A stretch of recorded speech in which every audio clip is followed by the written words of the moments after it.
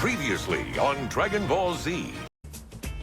Next, I had to tell all the fat cat Johns who pay for these hoes on Capitol Hill that they'd be dealing with me from now on. The lobbyists and the political action committees, they're everywhere, and they're looking for some sweet action. So I started with the high-rolling Johns over at the American Gaming Association. You see, about 10 years ago, only 2 states allowed gambling. But since then, the gambling lobby kicked Congress down over $17 million. And now you can gamble in 47 states. Were stupid. And based on the results, the Democrats, a lot of them, they lost a lot of the major elections they were participating in. Now they're trying to clean it up, talking about, well, they got the House and the Senate, or somebody got the House. I think the Republicans, they might have the Senate. Some of that shit, who knows?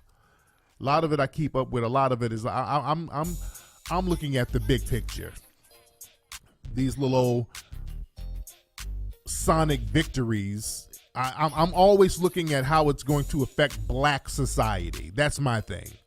When they tell me it's a victory because such and such won the House and somebody won the Senate, and I'm looking to see how this is going to affect black society. How is that going to protect black society? You got it? So I was one of the people telling folks, I'm like, what are y'all really voting for? And I didn't necessarily tell people not to go vote. I didn't say don't go vote. I said, what are you voting for? And trust me, I wasn't pro-voting. I'm not pro-voting when you don't have an agenda. When you don't have an agenda, sit your ass down. Don't even go to the voting booth. You're just wasting your time if you don't have an agenda.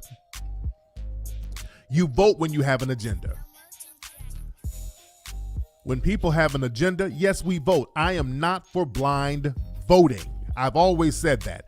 If you have an agenda, that's when you vote, when you are organized with your vote. Don't get out there because some asshole and tried to shame you into going to vote, which is the strategy the dumbass Democrats were trying to use.